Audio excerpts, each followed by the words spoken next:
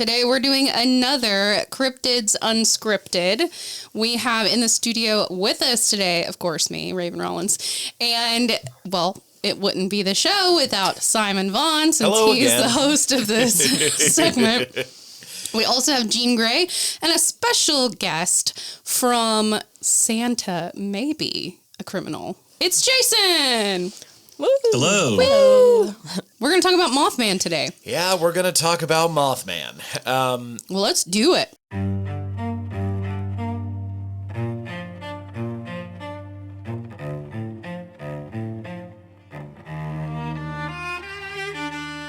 From chilling novels and psychological thrillers to horror short stories, film and screenplays, to true crime, podcasts, music, and the art of storytelling itself, Dreadfully Yours invites listeners into conversations with the minds behind the stories that stay with us. Hosted by author, audiobook narrator, and podcaster Raven Rollins, each chapter blends cinematic narration with intimate discussions exploring creativity, suspense, and the human experiences woven into dark storytelling. Welcome to the show, where stories linger long after the last page. This is Dreadfully Yours. First of all, a couple of things. Okay. Previously, we discussed skinwalkers on the show. We did. Skinwalkers and Mothman complete kind of what's known, kind of a subculture triumvirate in cryptozoological circles. There are three. There's a big three when it comes to cryptids, and you'll find a lot of other cryptids tend to get lumped in with them. But this is a modern thing that you see, and when I'm saying that when I say it's a big three, it's more of a big three in the public zeitgeist and less actually in any form of anthropological or cryptozoological research. Okay. Those big three include, of course, any form of shape changer. Right. Okay. Mothman and Bigfoot. Oh, okay. There's a reason for this, too. Those basically constitute in that order, the magical, the potentially extra-dimensional, and then the just strange big honkin' animal. Okay. And those are the three. That's the animal, vegetable, mineral of looking into cryptids. Okay, is you deal with something that is supernatural versus paranormal versus that's a big damn raccoon. Okay. That's cryptids in a nutshell. And today we're hitting number 2 on that list. One of the most popular cryptids of all time, especially in American cryptid subculture, the Mothman. The Mothman. So, before we get into this, though, I would personally like, because this is cool. There's actually people here. There's people here. It's not just me this time. I would like to know what do you all know in your own ways? What is the Mothman to you? Oh. Guys. There was a movie? There was always a test. There was a movie. Jason, what do you know about the Mothman? Yeah, fire away, guest. I did see the movie, the Mothman Prophecies, and it was based on a book, right? Yes. What I know is it was like a 6-foot-ish or more, 2 red eyes, kind of like Rudolph's nose. Yes. Actually, yes. Precisely. And that it's sort of a creature that arrives around like a time where there is going to be a tragedy, like a harbinger of doom. Oh, you know more than I do. I didn't know anything about that.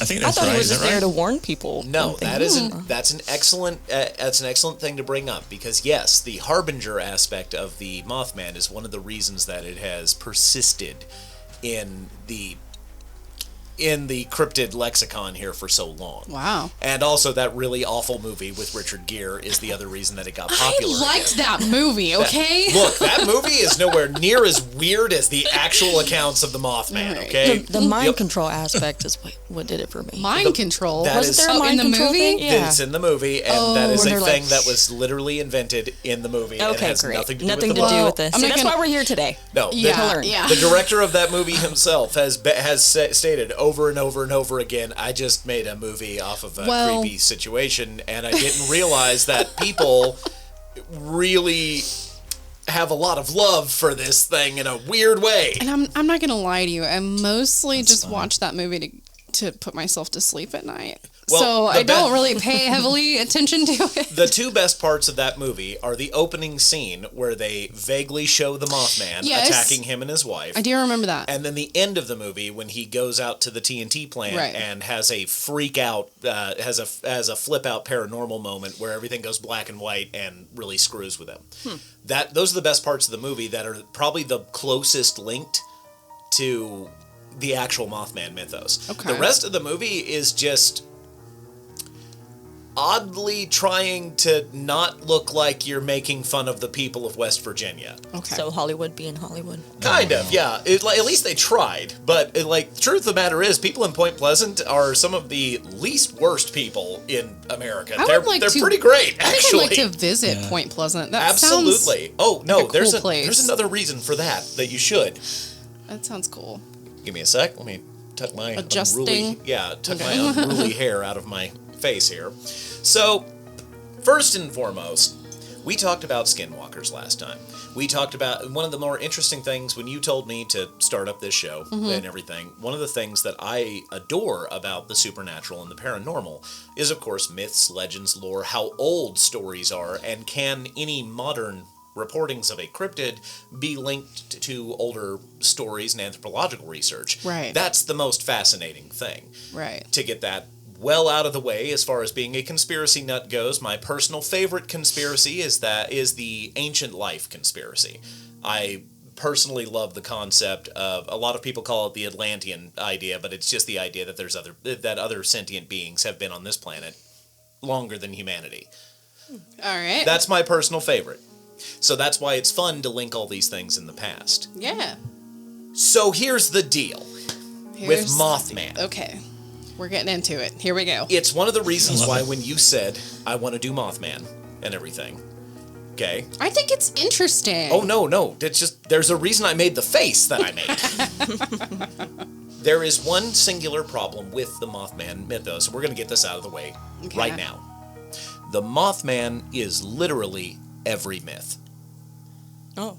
It's every myth? Spooky myth. Are you referring to how dragon refers to a lot of the great predators of our ancient primates? No, I'm referring to going back to just about every proto-culture in humanity has a mythological creature with a blankish face that is lumbering, lurching, has something wrong with its head, and can probably fly. Oof. Okay? There's a reason that humans are scared of an image of a dead-eyed thing with an open mouth or a faceless being that something is glowing. Yeah, see, you just got the heebie-jeebies by me just basically describing it. Yeah, that's one of my things. That's one of yours and most of humanity's things.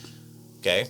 Barring tremendous psychological issues that get people on the other part of your podcast. Right. So, Mothman, first and foremost, the creature that was originally seen back in the day wasn't even called Mothman. Okay. The moth part of it literally came around from... So, the term Mothman wasn't even coined by the people of Point Pleasant at all. Well, where did it come from? A newspaper writer, a journalist. What? From I'll have to double check, but I cannot remember. He wasn't. He was either from Ohio or he was from West Virginia. That checks out because, as we've seen, journalists and newspapers are really good at naming things. Mm-hmm. Like serial killers, UFOs, whatever they think. Yeah. So. Well, that's also a huge part of the Mothman legacy in the first place. Speaking of which, most of the information that I've drawn from today, besides basic information on the internet, pop culture icons and other things, come from a variety of sources, including the movie Mothman Legacy, which is I didn't get to watch that. It's okay. It's a documentary that was made by the people who it's made with the people who run the Mothman Museum in Point Pleasant, West Virginia, who talk about all of the major sightings and everything else like that. It's a really good documentary. It kind of presents the information the way that we like to, in the idea of be skeptical or be believable. We're just going to talk about the weird stuff.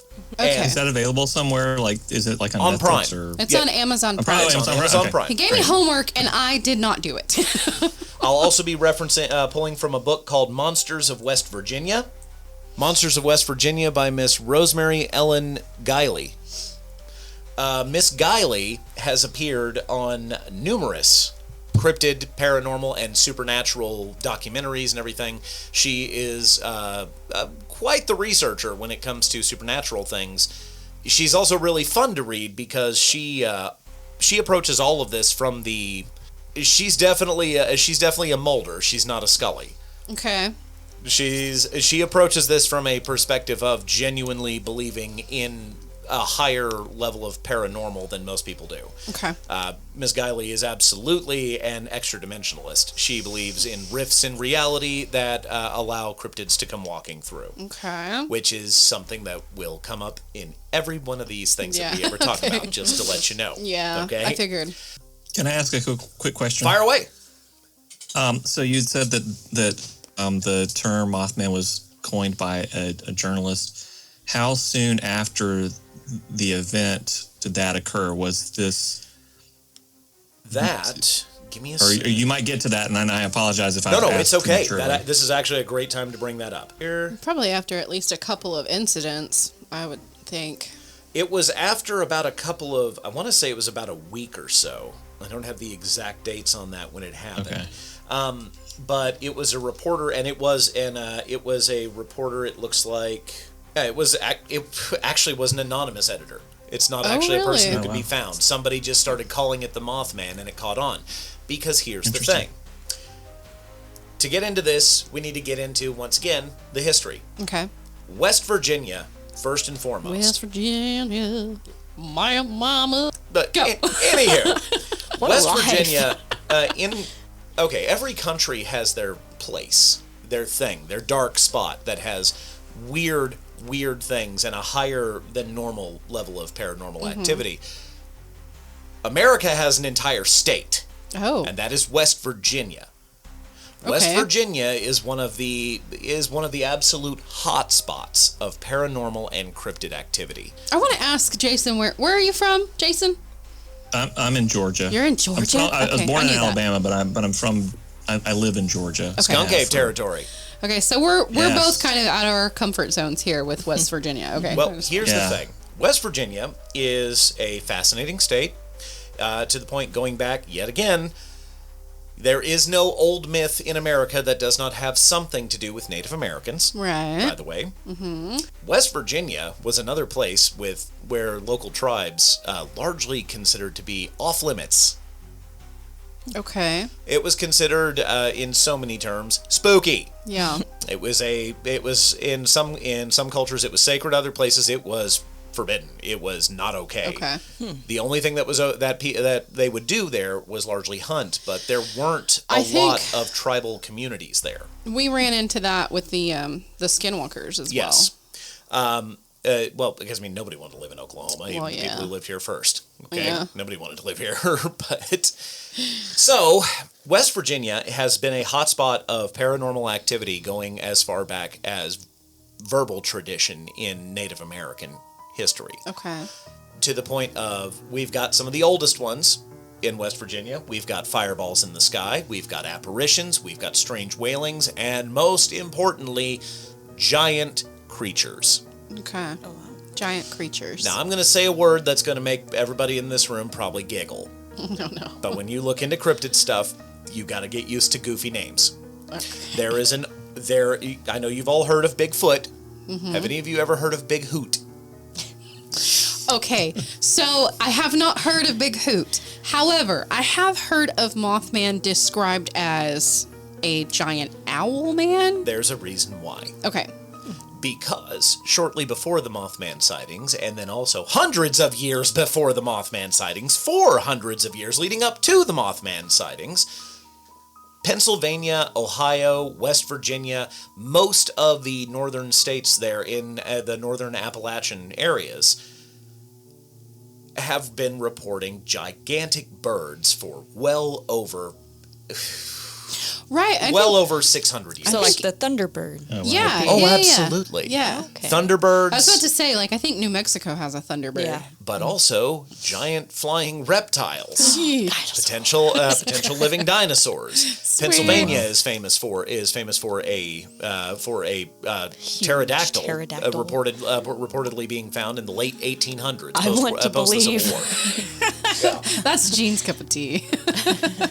But the other issue is, going before this, and around the exact same time, there were notable observations of what was called a large birdman Okay. in Ohio and Pennsylvania. West Virginia had reported giant birdmen for years. Ooh.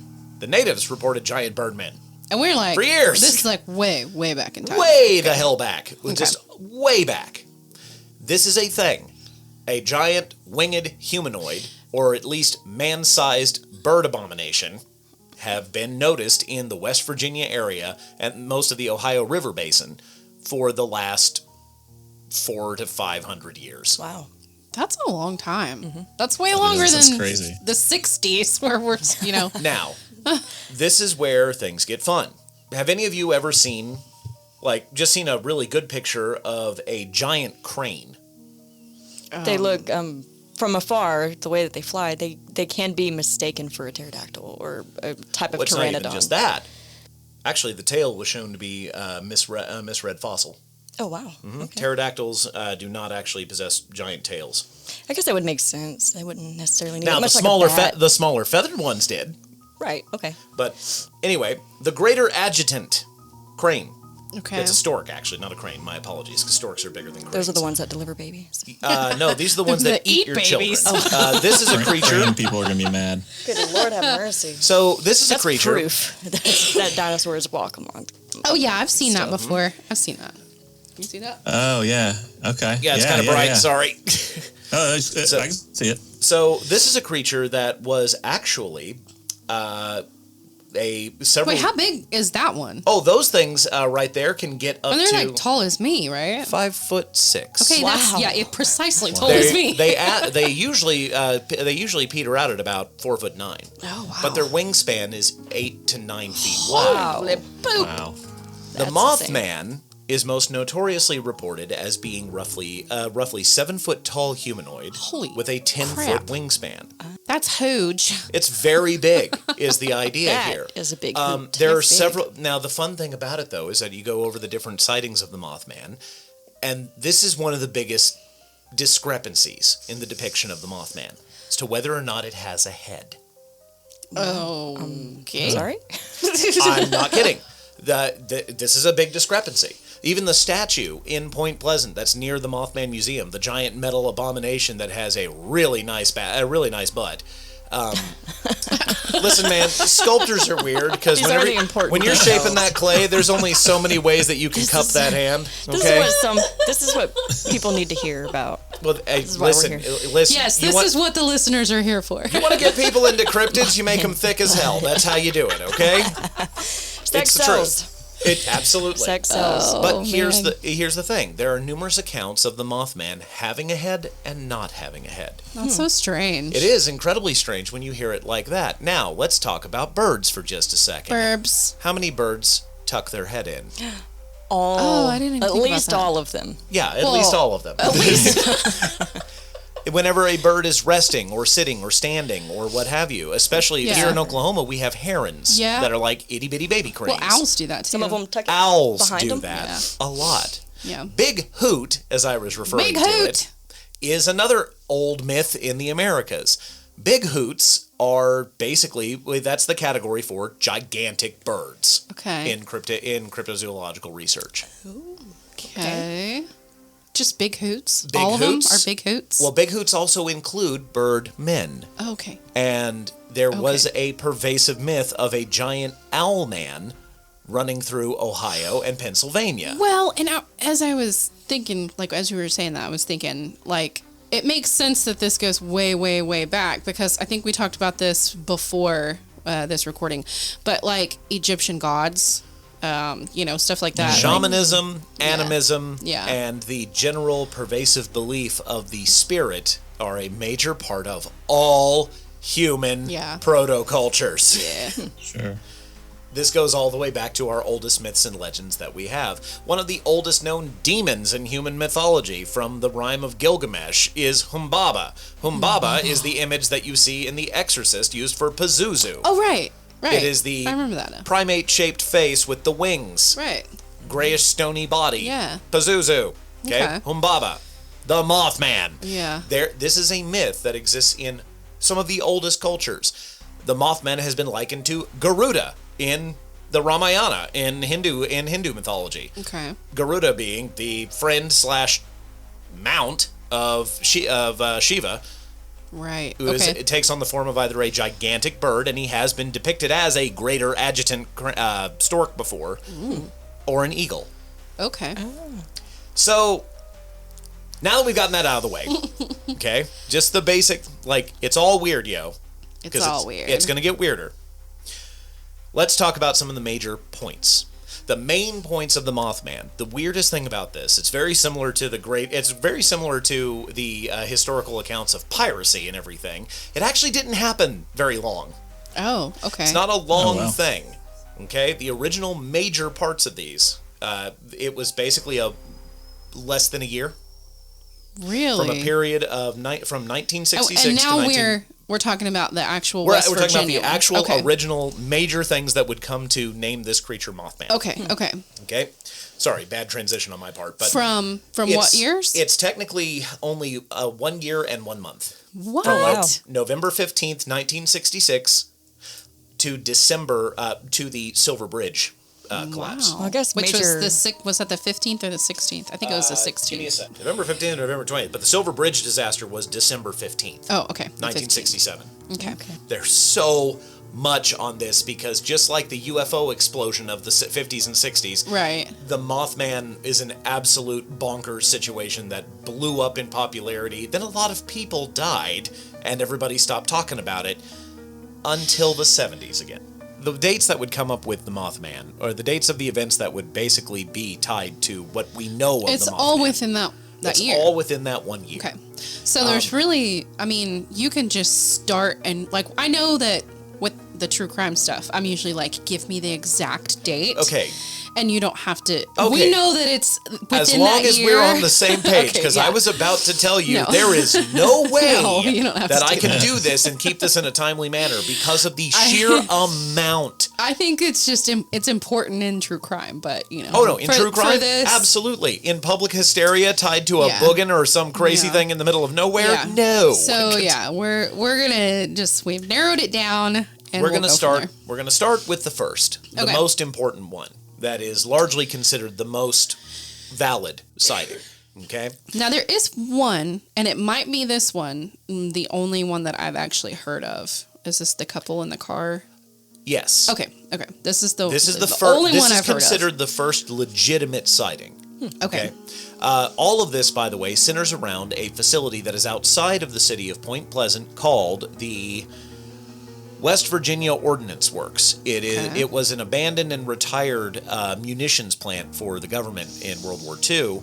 Yeah, I think the Mothman is influencing this. I think this is what's happening Well, right now. I mean, he is known to be able to mess with radio waves. Really? He doesn't want us talking about him. Yes, that is a thing. Are we summoning the Mothman right now? We're doing it. We're doing it right now. If you believe in the Mothman, You say the Mothman if 5 you- times No, in the that's mirror. that's Candyman. Oh. I thought that was Bloody Mary.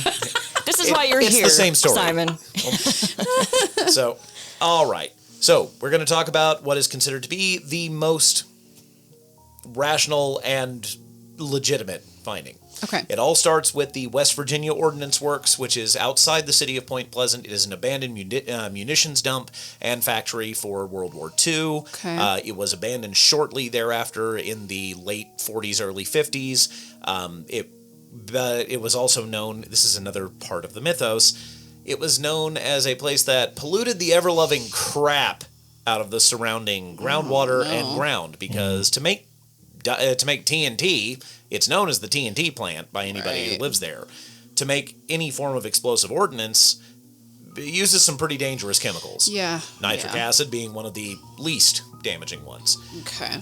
Our most important people here are two couples, as a matter of fact. Okay. There were 4 people in the car. Oh, really? Oh. Yes. Okay, I had only heard of the two. The two who, because they're the ones who were mostly interviewed and were willing to be public about this. Because Okay. don't forget, this is the 60s Right. in Appalachia, Right. in a tiny town. Yeah. That meant one of two things. Either the devil had possession of you, Right, or yeah. you were drunk, or you were goofy on the reefer cigarettes. Yeah. That's what it meant if you said something like this. Roger and Linda Scarberry and Steve and Mary Mallet. Okay. These are the 4 people who were involved in the original sighting. They were out. They were out for the evening, driving around the mountains, like you do when you live in the mountains. Oh, yeah. Okay. Now, it was very popular back in the backwoods days, and most of us from backwoods communities ourselves can relate to this. Mm-hmm. People would largely go out to the abandoned TNT plant to make out. Yeah. Right. That checks out. Okay. Dynamite. Yeah. Aha.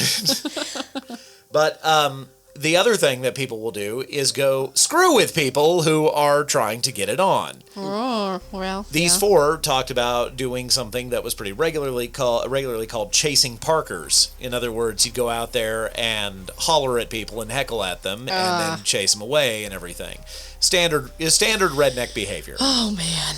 Yeah, it hurts. Before it hurts, technology. doesn't it? Yeah, it Yes. hurts to relate because I read that passage and was like, oh, yeah, Small town. small towns. What can you do?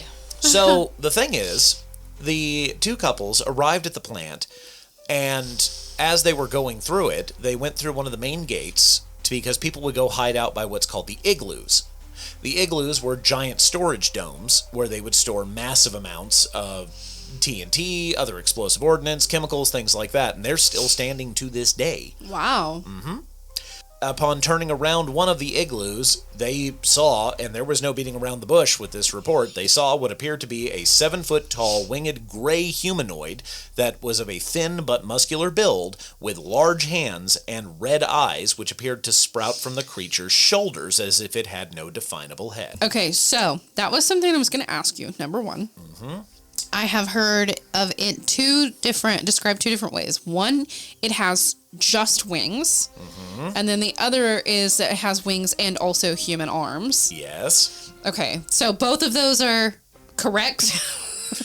For philosophical matters referring to human discrepancies in reporting, refer to Yeah. the Salem witch trials. Yeah. And so, but these 4 people described They described the it exact as thing. that. They Okay. described it as that, with Okay. large wings that later on, it was Linda Scarberry, is the only one who would addend the appearance. She would say that it, upon later thinking, it wasn't that it had a grayish body, that it had grayish wings, that its body was kind of flesh colored. Oh, okay. Okay? Okay. But that the wings were ashy. They did not describe it as insect-like. at Okay, all. but is it like skin-like? Like you would think of a bat? Leathery. Okay, Yes. okay. Because the other weird thing is, this is why it's so hard to actually put down a legitimate image of the Mothman. One of the biggest details, and this happens with every report of the Mothman.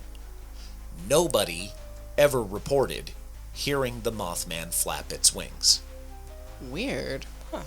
No one has ever that's strange. reported even feeling wind from it. Silent, like an owl. Exactly. Bum, bum, bum. Or Silent. if you've ever been around a large bird of prey whenever they are diving, or if you see one, you will not hear them.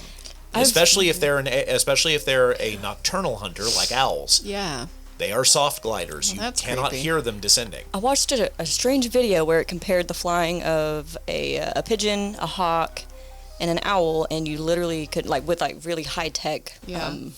audio whatever. recording devices, and you could not hear the owl at all. Diving birds especially, the way just the aerodynamics of their wings when they go into an actual dive and a glide, it creates little to no drag. Wow. So they just smoothly and quietly just glide through the air, and you can't really hear them.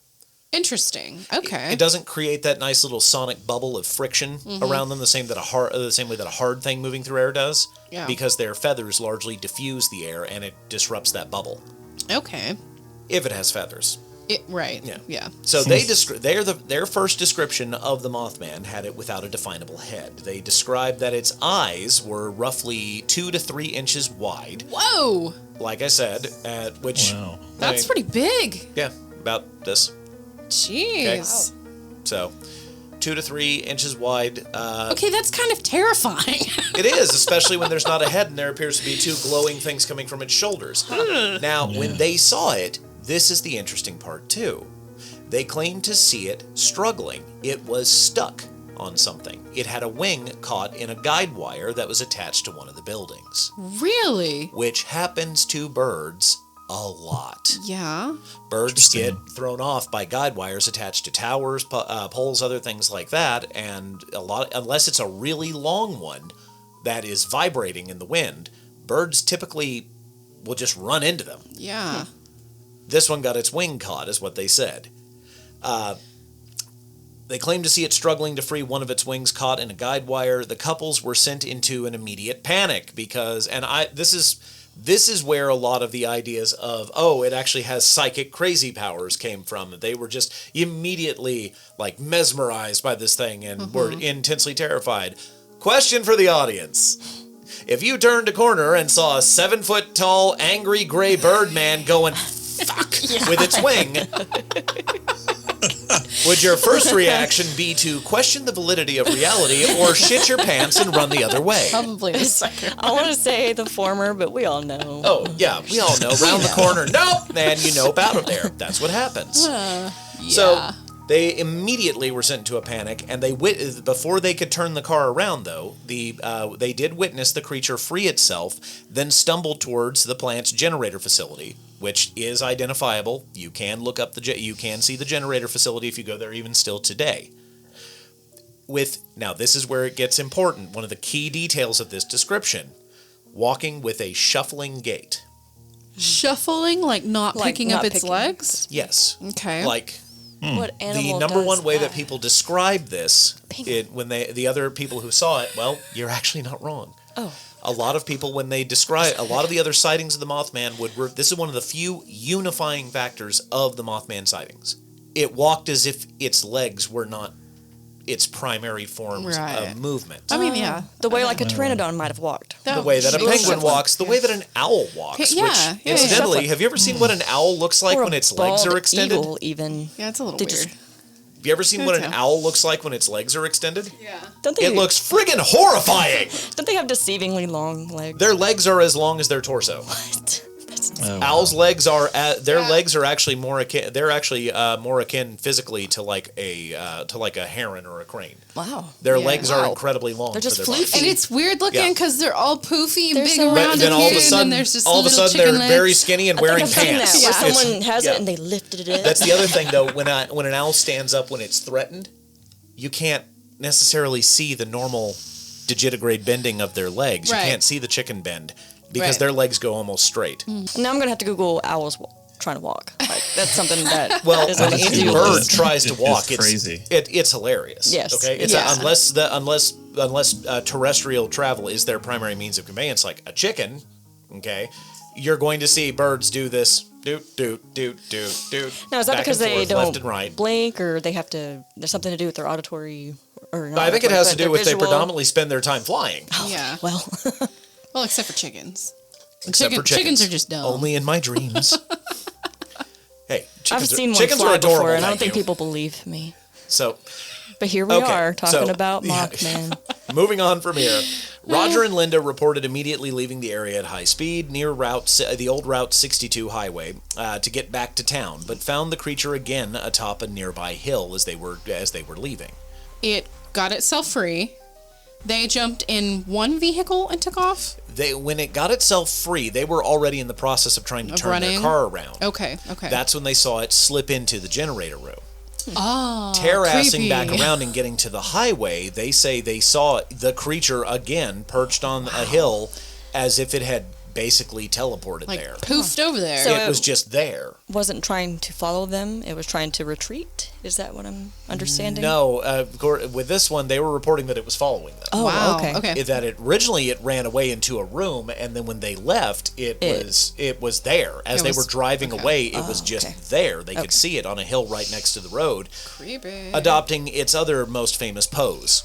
There's two poses of the Mothman that you'll see everybody draw and all the from the original sightings and everything. Mm-hmm. It's the one of it looming with its wings kind of out, either with arms or without, Yeah. and just glaring. And the other one is with it hunkered down like a giant owl. Okay, I've seen that with one. its wings wrapped around its body, Yeah, its I've legs seen that tucked one. in, and its eyes just looking. That was the yeah, creepiest right. one. This is the one that they saw right there, but as soon as they illuminated it with their headlights, it immediately spread its wings to full width of 10 feet and took flight straight into the air and then towards them.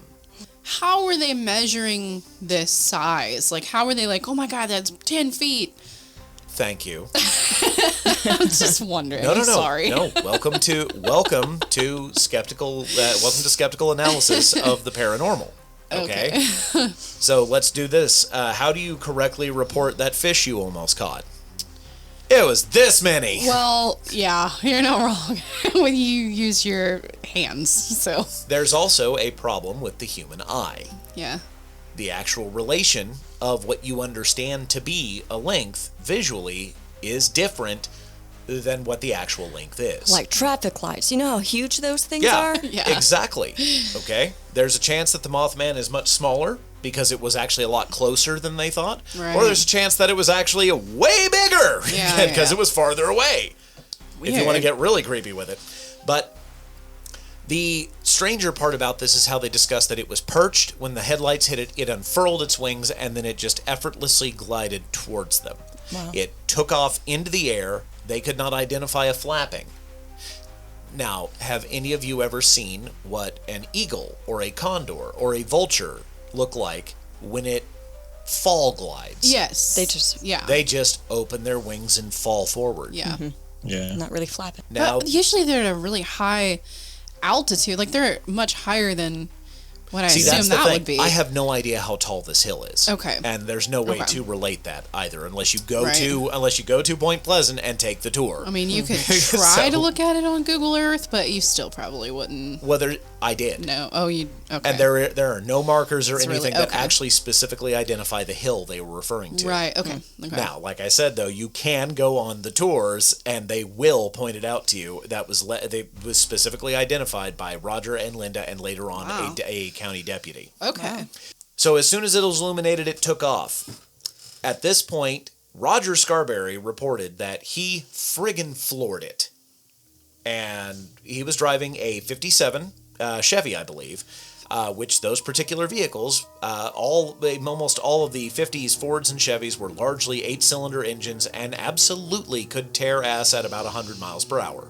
That is not unbelievable. Okay. He reported that he was keeping it between 100 and 110, Wow. and that the creature was able to keep up with them. Oh, wow. Like next to their vehicle? No, on top of their vehicle.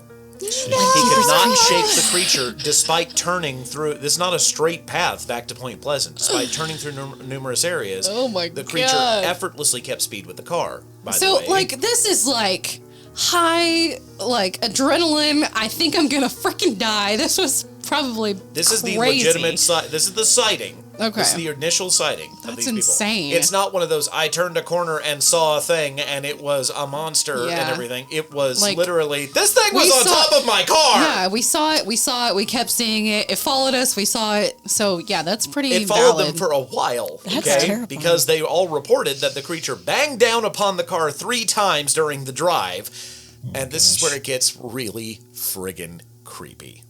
As if it wasn't already. All the while making a chittering sound, like a Chittering. mouse. Chittering. You know what other What creature? is chittering? Like it said, they would only report, like a mouse squeak. Wow. Have you ever heard a bird chitter? Well, yeah, but birds are cute. Yeah, owls do that. They like do their little beak thing when they owls also click their make beak. sounds that sound like you shoved a rabbit in a garbage disposal. Oh my gosh. Yeah. Owls are horrifying when you're not waiting for it, when you're not Screech. expecting it. Hence the screeching Yeah. barn They could owl. hear this sound They while could hear going the that chittering. fast. Now, the reason I specify the chittering is Okay. really, really creepy. Okay, this is where now up until this point you've all been seeing like I've been dropping major hints of the big hoot, of the giant bird and the Birdman and everything Right. else in this case, right? Yeah, until we get to this part. Okay. Getting back to town, they did not stop. The creature itself peeled off from them when the lights of Point Pleasant were finally in view. Okay. The creature peeled off. They couldn't see it. So it was like, I'm not going into town. They saw it one last time before getting into town, because to get back into town from there, you pass by the Ohio River flood wall. Oh. And that's where they saw it in its final stance of its traditional pose of being furled and just looking at them. Yet again, it was just suddenly on top of a place in front of them before they could leave, before they could get back into town, just watching them this time. They pulled up to a local, it's a restaurant chain that no longer exists except for two places in America, one in Texas and one in Wisconsin nowadays. But it was called Dairyland. It was basically like a Dairyland? burger and ice cream Like place. a Dairy Lou? Kind of. Like Very, a whip dip? very much so. Anybody It's like- know what I'm talking about? I do. Get out of here, Ada. I've eaten the Hercules burger, thank you. I know what it is. But anyway, at this point, they had a dilemma. Besides having to check their britches. Well, I'm and sure everything. it was, do I report this and sound like a crazy Exactly. person? Do or I report this? Because there's four of them also thinking about, Yeah. even though, like nowadays, if four human beings witness something friggin' nuts, you can bet your ass they're going to report it immediately. Yeah. Right. Back then, That was the this is the 60s. 60s in Appalachia. No, you don't. It doesn't matter. All four of them would be ostracized. Yeah. But Right. at this point, they decided. They'd have been labeled like a crazy Satan sex cult or High something. on Exactly. drugs or So something. thinking about that and everything, what do you think the decision would be? What would be the decision to make? They would probably wait, Well, I would guess. Like they would Man. probably, it'd be one of those things like, why didn't you report this sooner? yeah, everybody says that about everything, Well, but then think worse though. They didn't do it at all. When you live in a culture that you like, you can't go tell anything without people destroying you publicly. Yeah. What do you need? Well, you need Support. evidence. You need proof. Yeah. Oh, okay, that too. So they went Evidence. back. What? No, they did not. Wow. They did.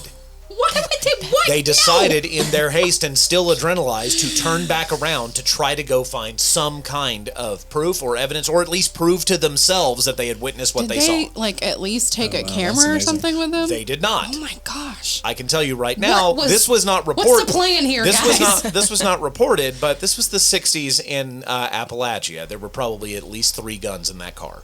Okay?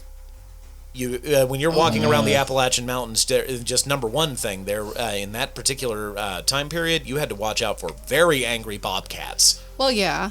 I mean, that's just like living in Oklahoma. Everybody had a shotgun, just for general purpose out there. Okay, You live in the backwoods. You got to protect yourself. exactly. But regardless, there's never a mention of any firearms or anything. Wow, okay. In this report, they did decide to turn around to go try to Well- get this, so they wouldn't be ostracized as being drunks. I wouldn't tell anyone, even if I had a firearm. I would never have reported that part. No, Because I wouldn't want somebody to be like, oh, well, they turned around to chase who knows what Yeah. with some guns. Yeah, that's how shit goes real wrong. However, they fail in going back. What? Halfway there, they all cooled off and were like, "This is a bad idea." Thank God. And when they stopped the car and turned around to come back to town, they No. drove back a mile, it was about a mile basically on the way back to town, and they stopped because now in the middle of the road is a large dog carcass that was not there when they drove back out. Oh, no. And it's there. And according to Not one of Fido. them, okay, one of the witnesses, it's unsure as to which one of them though, but it definitely was one of these 4 said this. Who knows if they said it in their haste or whatever. As they passed the carcass, the creature was there behind shrubs on the side of the road and leapt up and flew back over the car again. That's the moment Ooh, when you just gave me chills. That's the moment when they said screw it. That's the moment when they went back to town. That's the moment when they went ahead and reported it to the police. And it gets weirder from there. Great. Give me goosebumps. See, the first one is the most important one here. This is one of the ones that has the most information on it. Okay. The rest are all largely little sightings here and there, and some genuinely scary ones. But shortly after this, they went and they did finally decide to notify the police. They told their story to one Deputy Millard Halstead. Halstead took them seriously because they didn't smell of booze. Mm-hmm. They were not acting completely irrational. This is a small town. Everybody knows everybody. But these are 4 people who there is no reason to think these people were just suddenly goofy. Right. Well, good for you, Halstead. Yeah, he documented as their fright seemed absolutely genuine, so he took it seriously. He got into his car, and the 2 vehicles went back to the TNT plant.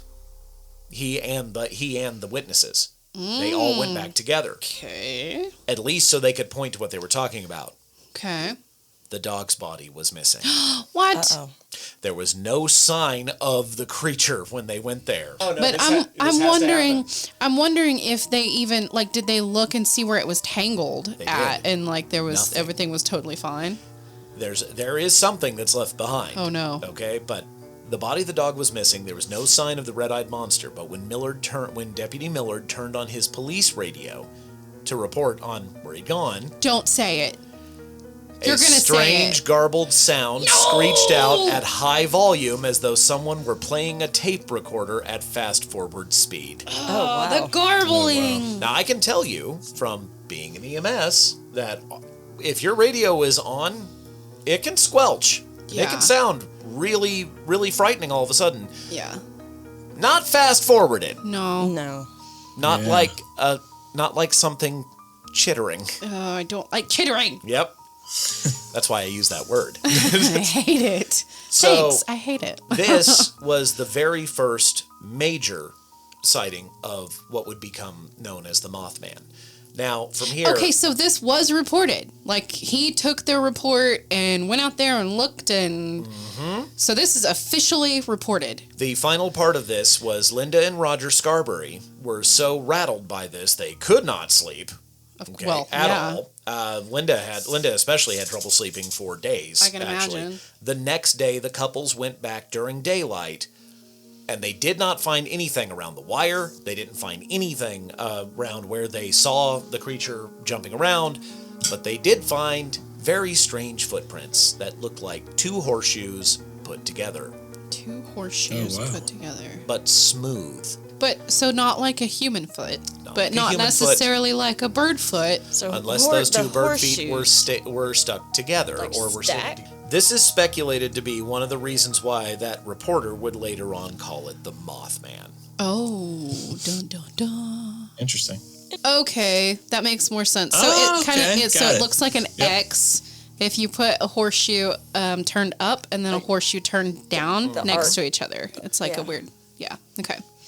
Interesting. Which absolutely can look like insect feet. Yeah, yeah. But it can also look like bird feet, depending on where it is. I can't tell. They're so little. Moths have, at the very end of their little feet, they've got... little feelers? No, they've got 2 little hooks. Oh, okay. On the end of their little doodle bop down here. God, that makes it sound cute. They're cute little But when they're 8 Those feet are the ones that tall. know we're Skechers. Yeah.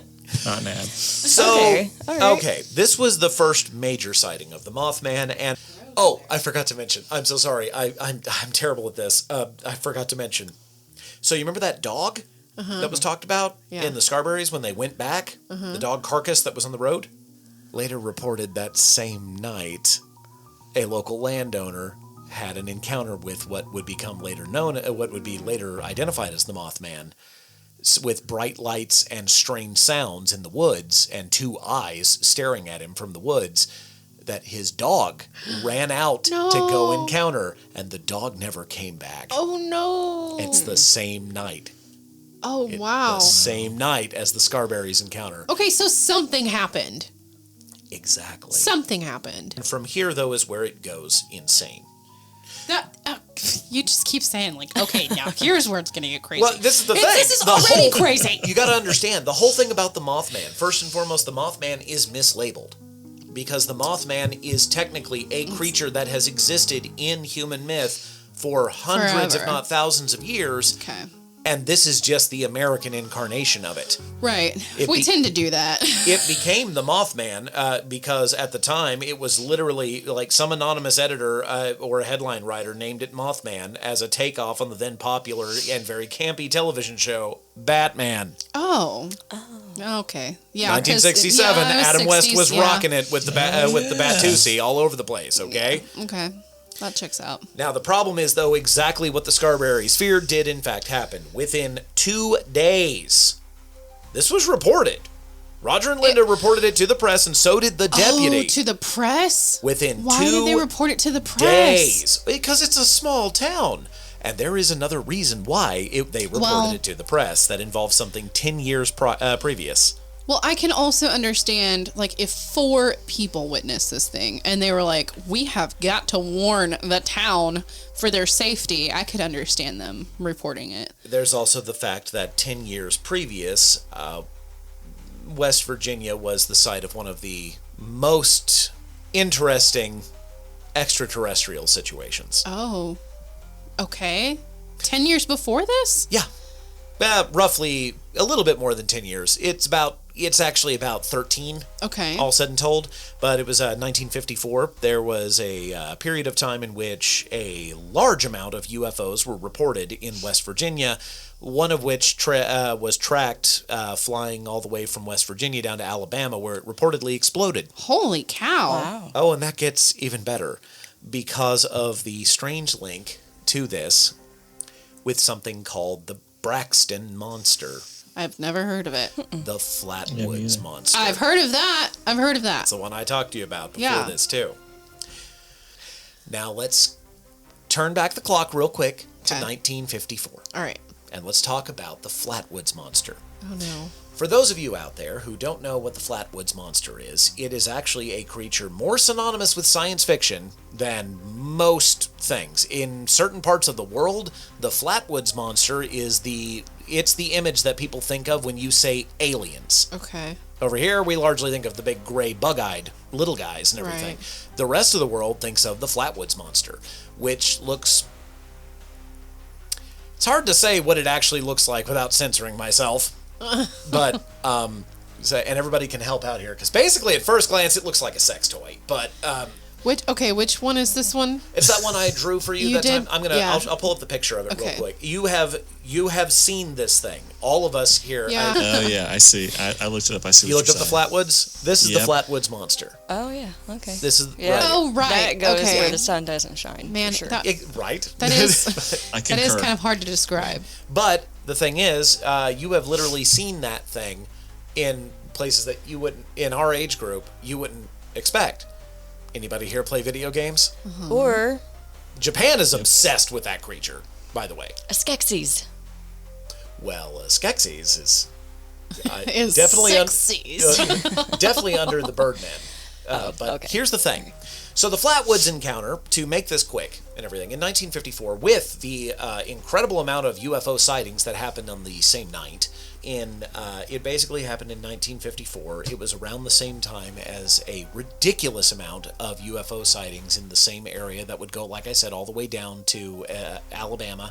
I highly recommend, if you are interested in this, there is another book just called The Braxton Monster.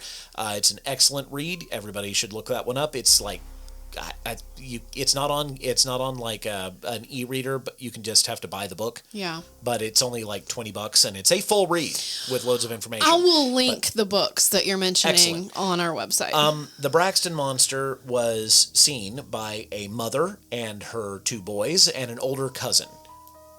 The mother was not a person considered in her local community to be a person who would make up shit. Okay. She was a person considered to be a little wild and adventurous, but she was not a person who was considered to be a loon or to be a crazy gossip for attention. Basically, in the middle, in the dusk hours of this day, The two boys were outside playing, tossing a football around, as you do. These two men are still alive, by the way. Okay. The same people who produced the Mothman Prophecy also produced a secondary follow-up movie, The Braxton Monster, I did not also know on that. Prime. It's also, if you have a Prime subscription, it is free to watch. Okay. It is also just as entertaining, and it interviews the two men who were the actual eyewitnesses of the Braxton Monster when they were respectively like 10 and 9 years old. Okay. It's one thing if you witness a UFO when you're 4 years old. Yeah. It's another thing when you witness it when you're 10. Yeah. Like, that's different. But, like, you got brain in there somewhere. But, and then you also witnessed it with an older cousin who was in the National Guard, and you also witnessed it with your mother. Going outside playing, there was a sound of a small roar, and then what appeared to be, pardon me. Are you dying? Every day. There was what appeared to be a explosion with no sound of an explosion and bright lights emanating from the woods. Oh. Now, this is the 50s. Bright lights in the middle of the woods, people investigated for funsies anyway. Can I ask you a quick question? Yeah. Was it a clear night? Yes. Okay. Just making sure. Well, I'm just asking. Oh, no, that's actually really important because that's how they were able to identify one of the key factors of the Braxton Monster. Okay. Getting up into the hills, with the mom decided to go with him because she was very much a hitch up her pants and let's go do things person. The older cousin said, yeah, we need to go look that, let's see what the heck that is to at least report it. And the two kids were even thinking, is like, if it's an asteroid or anything, it might have gold in it. Let's go. They even say that in the interview. Wow. But they run up the hill, and there in the ground is something that appears to be, they have no idea, actually. They can't describe it. It was glowing, and it was bright white. Okay. Another key point, the town dog ran along with them. The town dog. It was a stray animal that was just everybody's friend, one of those. It was a small enough town that the dog just went house to house. Okay. And everything, but the dog was out with them, and it went with them. Flatwoods is a small town. Okay. It went up to the hills with them. Upon getting to the light, the dog ran forward to bark at the light in the area. This is where things become the legend, as the family reported an intense pungent odor. A little bit sulfurish, kind of acidic, but regardless, would easily turn your stomach. Okay. Said the dog barked until this mist started rolling out. They could visually see it. It was brownish in the bright light.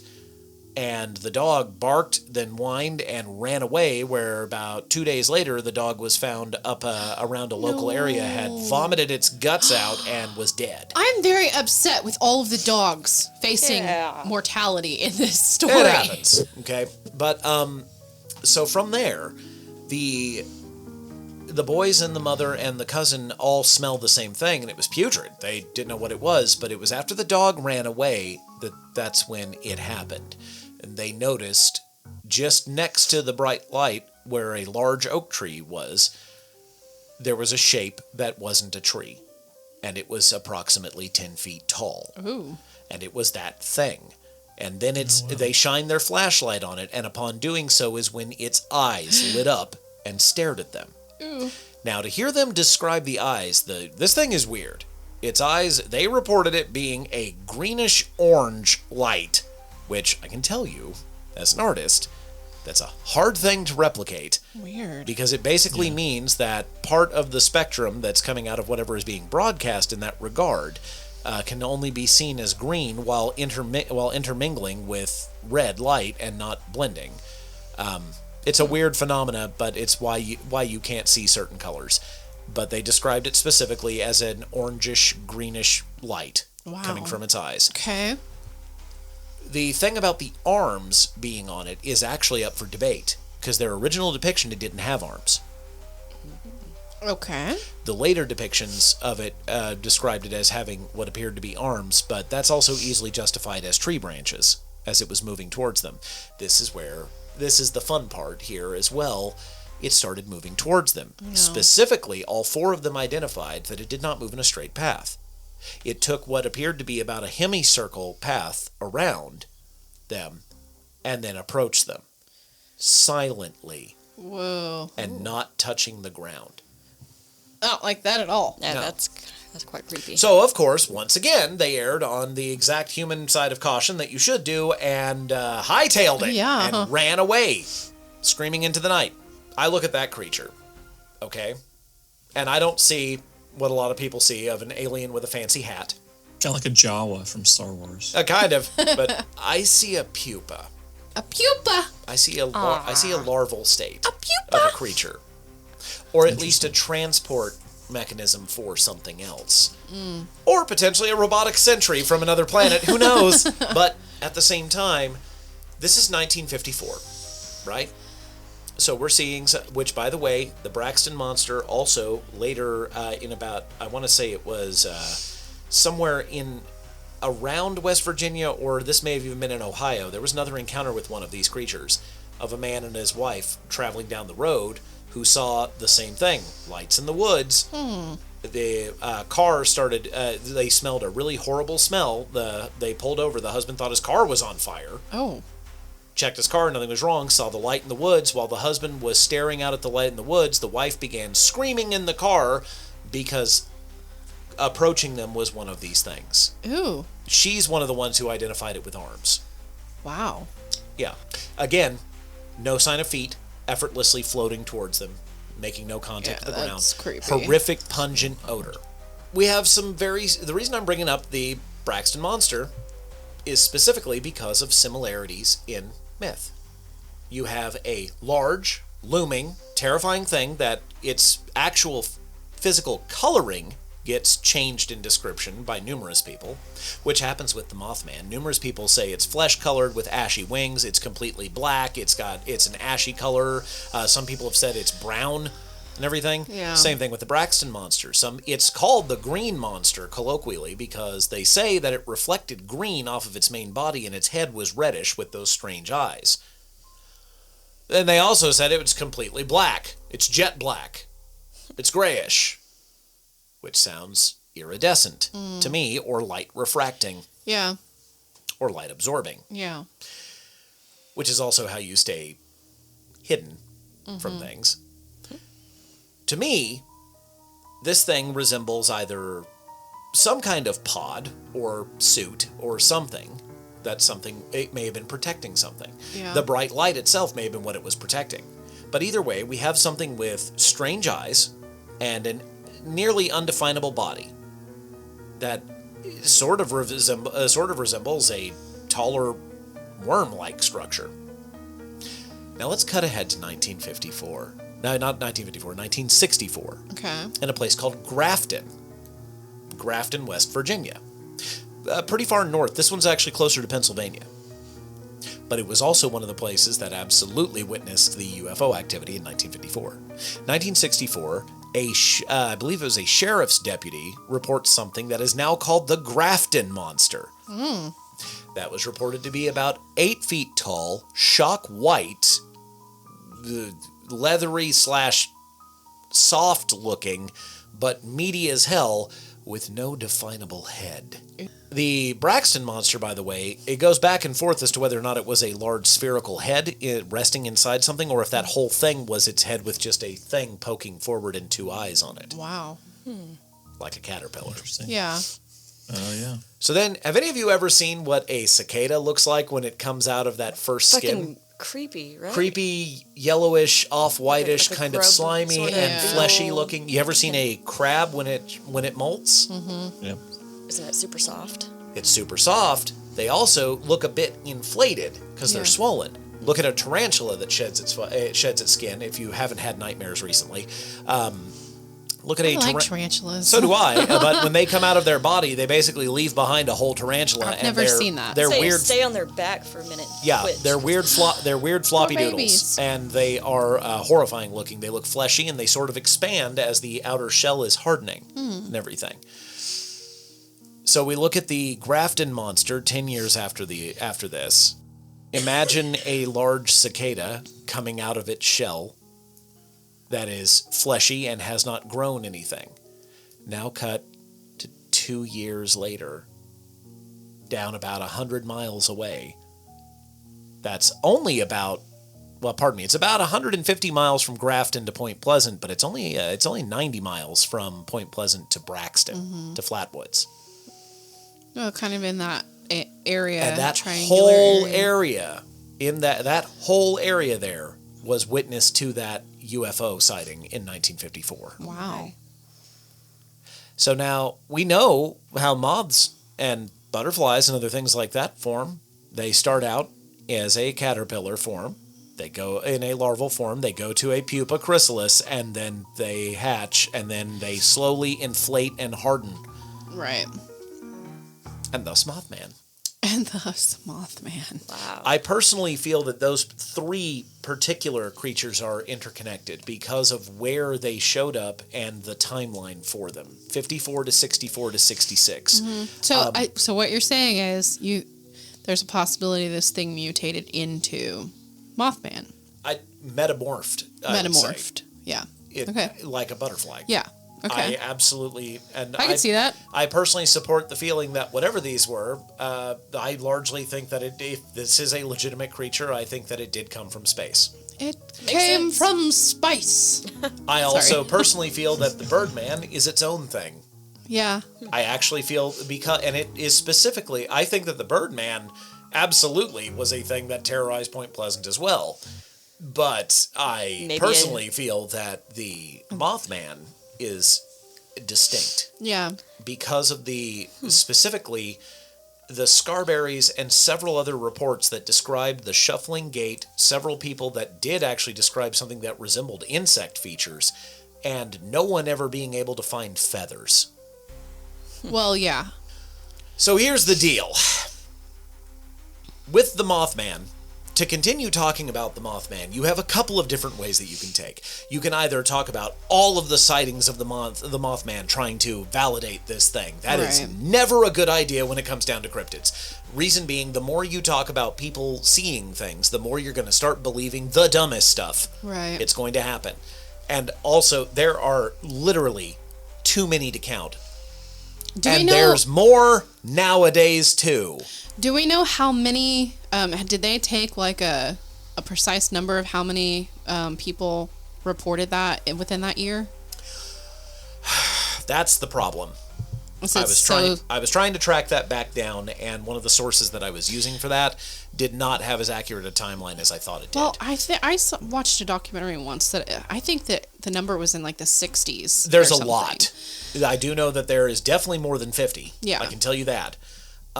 And it exploded in that town from 1966 to 1967. There's like a lot. Everybody saw this creature. The Scarberries were kind of ridiculed and treated awfully at first for reporting their sighting, because this was the 60s now. The UFO craze had died down. Right, yeah. Okay? So mostly everybody was quick to launch and tell them that they are stupid, this is awful, and everything.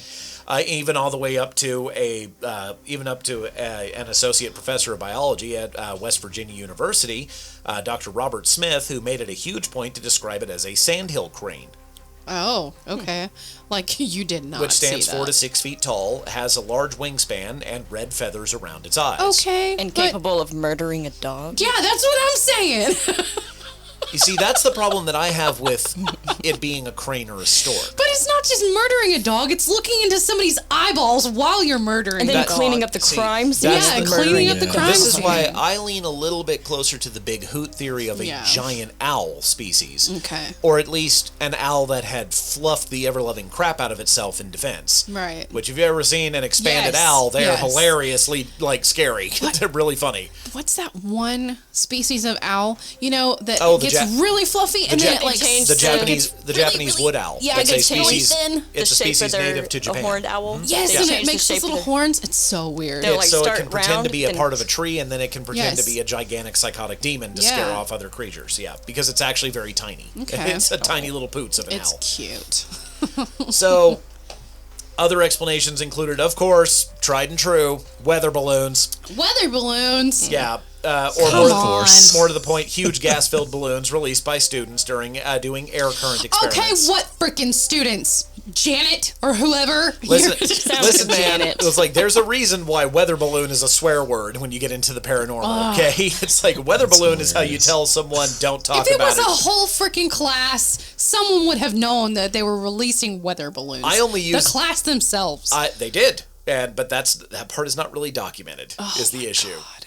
But Of course it's not. Weather balloon is one of those things that people like myself use to tell someone it's Chinatown, don't ask questions. Okay. It's like, you do not ask questions about that. It's a weather balloon. Yeah. Got it? So the original witnesses were, of course, ridiculed. They were absolutely just raked over the coals. Meanwhile, at home, the Scarberrys were plagued at home by weird sounds at night, beeping noises, and something like a tape recorder being played at high speed. Okay, so the incident started happening. Yeah. Okay, so it's two separate couples, and they both started having weird The things Mallets, happen at home. the other couple, the Mallets, actually did not talk about it near as much as the Scarberrys did. Wow. Because they saw what happened to Roger and Linda, Well, and they yeah. just said, nope, bad gas travels fast in a small town, not doing this. Oh, that's crazy. After all this of plausibility and talking about these things, I'm Yeah. going to talk about why it all gets stranger. Okay. Because in this period, after, it was something to the point of like, oh God, I think it was just, there were two big ones that happened again. One was like only a day or so later, and the other one was within the same week. One of them was an Other sightings? Yes. Okay. There was one of a pilot who was flying a plane, and I believe he was flying it from Pennsylvania to Ohio, and it passed over the area of the Ohio River valley there, Yeah. where he saw what looked like a large bird with a long neck and a 10-foot wingspan flying without flapping at high altitude. That appeared to be grayish and some kind of red at the front. Wow. So he reported it. Pilot? Sounds like a Yes, Japanese that was a crane. pilot. That he reported it, but that's just it though. This is West Virginia. Why would a Japanese crane be Well, up there? why would a thunderbird be in friggin' West Virginia? The largest known bird species in West Virginia, I forget what it is, but its wingspan is like maybe 5 feet. It's just the red part kind of got me. Exactly. That's strange. But he also definitely described it as a blackish gray. And this is the first creature. time we're hearing about it having a long neck. This is the thing, though. Before the Mothman, sightings of giant birds with long necks have been all over Appalachia. Then, of course, you have the one that happened literally just the night after. This is the reason why the Scarberrys stopped getting ridiculed. This one wasn't reported immediately, but it happened literally the night after the Scarberrys encounter on November 16th of that year. It was the Miss Marcella Bennett, her 2-year-old daughter Tina, and her brother Raymond Wamsley and his wife Kathy had decided to visit family members who lived near the TNT area. Okay. They had read about the strange being in the newspaper, which it took literally a day to publish because the deputy went and just said, "There's a thing," backing up the Scarberrys. They had read about the strange being, but they thought it might be fun to go out and look for it, because that's the other thing you do. No, they didn't. Raven, where do we live? What do we do? I heard there's a Bigfoot in this woods and that it may be able to kill somebody. Let's go throw a rock at it. Well, especially like before you had telephones and stuff you could play on all day. Exactly. So they decided it might be even fun to go look for it. Okay? Basically snipe hunting. It's like, let's go find Bigfoot. Yeah. Now I've gone snipe hunting. You understand, Jason, right? It's like... Oh, yeah. Absolutely. 100%. So they paid a visit. At the home of a sister and brother-in-law and decided to depart around 9 p.m. They walked out to the car. Marcella was in the lead, holding a cigarette and her car keys while holding her child because the 60s. Okay, yeah. Raymond Wamsley, her brother, was the first to see the creature coming toward them out of the sky. Brilliant lights filled the area. Marcella kept on walking toward the car, oblivious to Raymond's shouts to stop and return to the house. What? She started to unlock the passenger door. As she looked down, she saw a man's legs that looked like they were covered with gray feathers. She did not see any feet. Like a slow-motion horror film, she pulled her eyes up. Standing only a few feet away from her was a giant man-bird, its head sunken into the shoulder area and tilted to one side. Ooh. She said she didn't see any red eyes, but later she said that she might have been too frightened to even notice because she saw giant feather man and went screaming into the night. But this one came with lights? Yes, her brother reported. That's Wamsley reported that he saw the creature descending, right? And said that there were lights in this case. It's not very specific as to what they were. He just said he noticed lights. This is a pretty common thing with encountering cryptids and other paranormal situations. A lot of people liken this to a foxfire situation, or the really bonkers out there description is that it's an extra-dimensional gate opening at the same time for a creature to just come in and go, what the hell, where am I? Okay. Oh.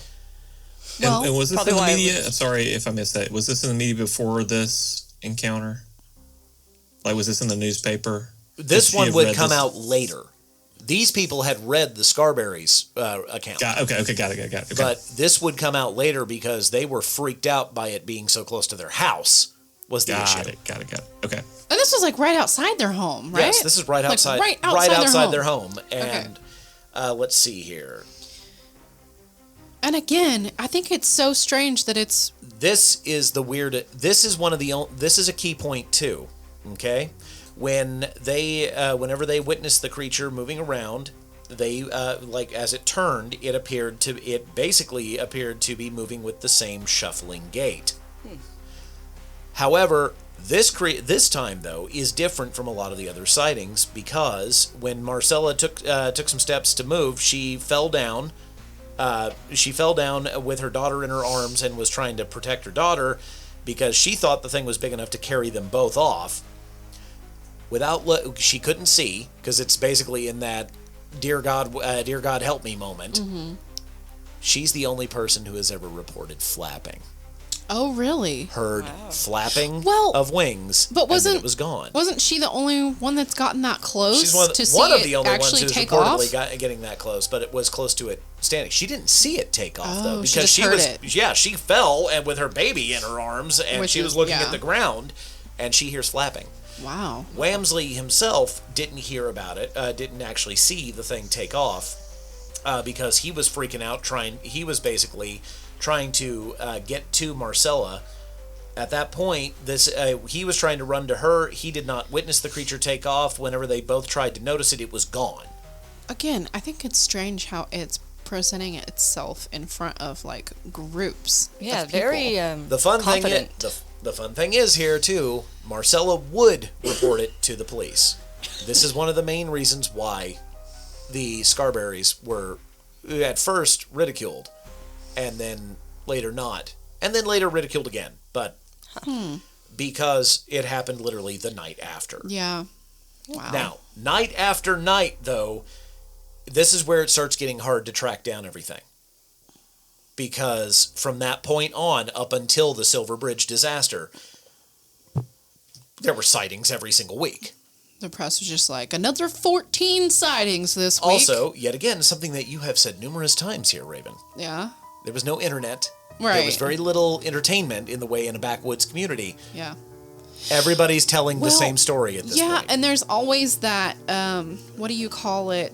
Like a fever rush, almost. Like, people just catch the fever of it. Hysteria? Yeah. Everybody's just seeing it all over the place. Well, it's the same thing. This is why I brought up witch hunts. It's the same thing. Yeah. This is zeitgeist infiltration at this point. Basically, you have a new thing that is exciting. Right. Everybody wants to see it. Everybody wants to be a part of it. It is a small, isolated community. Right. And yes, everybody wants to see it and be a part of it.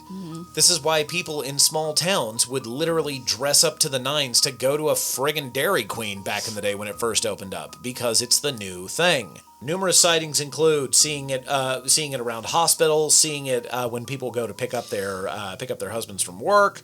So they actually started seeing it in town. Yes. Wow. Okay. All of these, though, there were more sightings on both sides of the river too. This is the thing, okay? And this is where I threw up my hands and gave up, because that's why I said the amount of sightings is technically unlistable. Yeah. Because it's unclear how many people actually say they witnessed this creature. Right. Because it didn't just happen in Point Pleasant; it happened in Ohio and even in Pennsylvania. Wow. Okay. Wow. So that's the thing. So up until this point, is it before the Silver Bridge, were people reporting it to be dangerous to them or just looming? See, that's the thing. There is actually no account of the Mothman actually harming anyone. The way that the Scarberries presented it, basically, in my personal opinion, permeated public opinion and turned into the ideas of it's projecting some kind of fear cloud, or being an extra-dimensional entity, we are naturally averse to it and whatnot. Because the Scarberries just basically described it as turning a corner and being met with a bear. Yeah. Like, I turned a corner and I was terrified. There was a 7-foot-tall what the hell, and I ran away, because that's what you do as a sane human being. Right. And everybody turned that, as time went on, this got manipulated and turned into something more paranormal. Largely thanks to 2 individuals. Uh-oh. About to call you out, individuals. Oh, yeah. Oh, yeah. This is why it's also this is why it's important, too, that, like you guys all talked about, the Mothman Prophecy movie. Okay. Okay. The little flash. The director of that movie based the points that he took from, the main source that he drew from, was the book The Mothman Prophecy by Mr. John Keel. John Keel is literally the man responsible for making the Mothman the cryptid urban legend thing that we have today. See, I was actually about to ask, I haven't read the book. Obviously, I've seen the movie, but I haven't read the book. So I was wondering if the book is more like a docu-book, or if it's just like here's my story about what happened. The book is weird. It's both. Okay. It's based on the actual accounts of people in Point Pleasant. John Keel spent a lot of time in Point Pleasant. Okay. Up until, I think he didn't leave until, I think he left September the following year, something like that. He gathered loads of information from just about every private account that he could, and he was working with a Miss Mary Heyer, who was a local reporter who had a little column that was the everyday column. Her column was called "Where the Waters Mingle" in the local newspaper. But Mary Heyer was one. It's basically the place where local civic reporting would happen. Okay. So if you had something that was like, ain't this some shit, you told it to Mary Heyer. Okay? That's just what you did. But Mary took this incredibly seriously. Mary was a lady who had served on this newspaper for something like 20 or 30 years. She actually took her local reporting very seriously. That's listed about her. She was it wasn't just a gossip column. If she wrote something that seemed like gossip, it was something that was important. Right. Okay? Probably firsthand from whoever reported it. She definitely wasn't the kind of person who would just say, these are interdimensional beings who want to steal your babies. She would report on, say, a local saw a fireball in the sky. Wow. It's like, no idea what this is, but we do know that the government's investigating it. Yeah. That's how she would do it. Mm-hmm. She was the direct liaison for Mr. John Keel, helping him gather this information. Okay. Because it would take almost an entire other episode to talk about. I can't completely talk about Ms. Heyer's involvement, because Ms. Heyer's involvement ends with a reported Men in Black sighting. Oh, wow. Okay. Okay? So, wow. Yeah. John Keel, though, is responsible for the book The Mothman Prophecy that he would later publish in the late 70s, early 80s and everything, and that is the other thing that revitalized the Mothman. Okay. The other person to blame for a lot of the Mothman's popularity, Mr. Graybarker published a book called the Silver Bridge after the disaster. Okay. Mr. Gray Barker is the first person to potentially link the Mothman with the Silver Bridge. Okay. He implies it in the book. He does not directly state it. He's the one who reports that some people blamed the Mothman in this case, saying that some people reported seeing him there.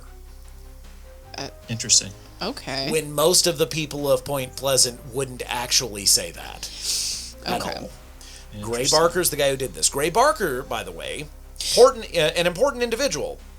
This man was actually one of the forefront people that is responsible for paranormal research. Oh. Gray Barker was one of the guys at the height of the flying saucer popularity of the 40s and 50s who reported on UFOs throughout the country. Okay. Now, it was later revealed later on in post his death and everything that he was absolutely 100% a skeptic. Yeah. He never approached UFOs or anything from the perspective of genuinely believing people's stories, but he always reported them with as much veracity as he could from the people. So it's more like I don't know if I believe it, but I believe you believe it. Well, more along the lines of, I'm going to write this from the perspective of a person who believes in it, this, when I personally don't, aka us. Yeah. So Mr. Barker is one of the people responsible as well. Largely, most people know of John Keel when they talk about the Mothman because he's the one who wrote the Mothman Prophecy. Right. That is the book that made the Mothman the figure that it is in the public lexicon. But he wasn't the one that actually linked it He's with not the one who bridge, linked it with the bridge. like they did in the movie. It's Gray Barker Okay. who is the person who did that, which then caused John Keel to link the Mothman into being a harbinger of doom. Okay. Which is incredibly easy to do because of the main cultures that inhabit West Virginia. Okay. West Virginia was largely settled by Scot-Irish immigrants 200 years ago. My people. Yes. Who are superstitious. Paranoid, whose ancient mythologies and legends are basically ghosts, fairies, and horrible, nasty things that want to rip your knees out and charge you for them. Mm-hmm. So, look up fairies, kids. They're not nice. And you mix that with intermingling with Native American culture and superstition, and boom. Yeah. You have Birdmen, you have the Mothman, you have strange, shambling, dark, winged things in the middle of the night, okay, all wailing about doom, which, by the way, is the Banshee! Yeah, I don't know if I love that wailing part. Yeah, I think it's pretty straightforward. It is very interesting in the whole mythos of, the area and humanity, and I don't know. I'm intrigued. I'm also intrigued by, as a media guy, I'm also intrigued by the media influence and that sort of stuff. That really is captivating to me. That's one of the best parts of when you get into any kind of cryptid research, is when you find, is this something that has a solid legend before radio and television or post radio and television? Right. Because if it's post radio and television, now you're entering into basically the creepypasta zeitgeist. You're entering into the, the thing is, it's still relevant because it's the modern tall tale versus the old tall tale. Yeah. It's the mutation of an old myth into a modern perspective. Okay? Yeah. Case in point, I've got four great points here to point out of why the Mothman isn't unique at all. Especially you, Mothman. Especially with Scott. Well, he's definitely the cutest. Basic bitch. He's definitely the cutest, and he's definitely one of the most fascinating to look at as far as the general appearance of them. Because Bigfoot is just a man who doesn't manscape. Just a giant hairy man. Skinwalkers are probably largely a mountain lion with mange. Yeah. Okay, but when you get down to it, we have, especially with Scot-Irish origins, okay, I don't even have time to talk about how all those are connected with other cultures as well, but let's keep to the traditional Celto-Gaelic, the Gallic origins and everything. So we've got your banshees, okay? Right. The banshee Also known as, in one of the oldest depictions of them, going into where all of those myths originate from, no matter what people tell you, all of that largely originates from Wales. Okay. It all Get it? Wales? Ha-ha! Get out. Oh. Get out. Oh. You've been hanging out with your husband too long. I got mom jokes for days. This would be the Cahareth. Oh. The Cahareth is one of the originators of the Banshee. It would later turn into the Banshee and other things like that, and it just permeated throughout the Celtic areas. But it is a lurking, wailing figure. Is it considered a cryptid? The Banshee? Oh, God, yeah. Was it Okay, I thought it was just like a folklorish. Well, I guess What they're do you think all cryptids kind of- are? Well, okay, but I have a question at the end of this about another. Okay. Anyway. So, a lurking, wailing figure in the dark that was always a portent of doom. Right. It was depicted as either a hag or as a shambling humanoid figure that resembled a woman, maybe, if, like, something wrong with her face. The hag in the woods. Yeah. Except specifically, the Cahareth and the older depictions of the Banshee are all depicted as having ashen wings and walking with a shuffling gait. Really? Interesting. Yes. And typically glowing eyes. Which then brings up another part of white people get scared in the myths, yo. Okay?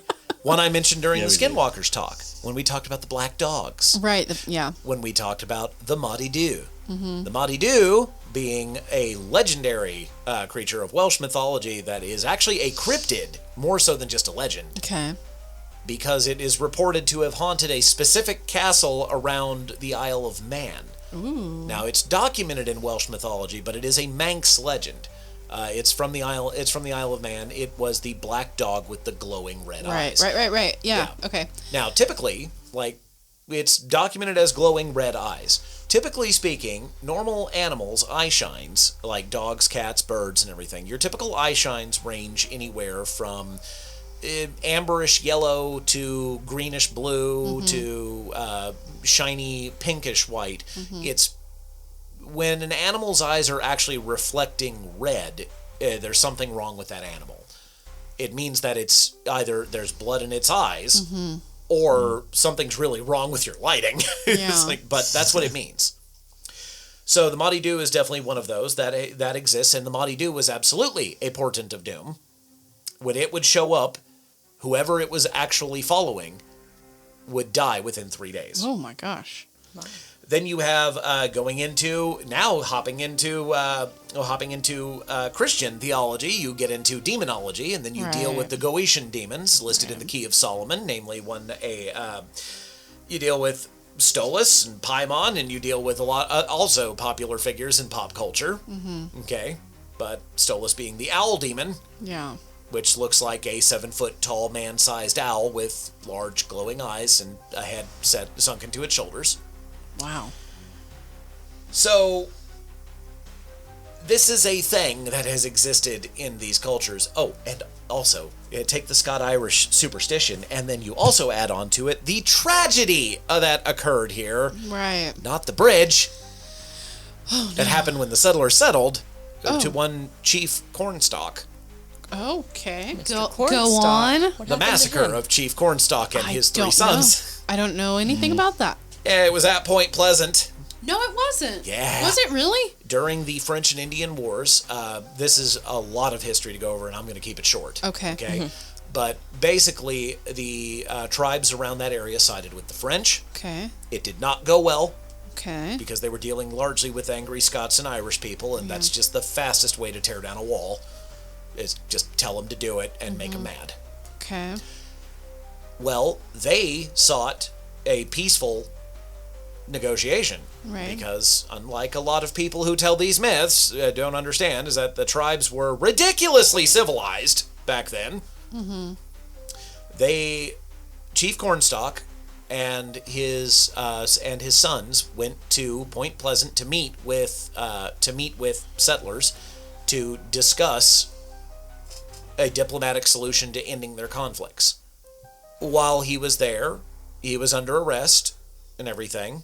And about 3 days into the process, soldiers burst into the room that he and his sons were being housed in and shot them at point blank range and killed them. What? People fuck. Yeah, like, I don't know. Yeah, like, that. It's really just, nope. It's just Western expansion was freaking horrible. So, but this is where a legend was born of a, say it with me now, Native American curse. Oh, no. Well, There it is. This is something that is tied to the bridge disaster and everything. But Well, it kind of sounds like... Oh, no. I'm not going to say that. there is no validity to the statement that Cornstalk levied a curse against anybody upon dying. His final words were probably something to the tune of, "You bastards, why did you shoot me?" Yeah.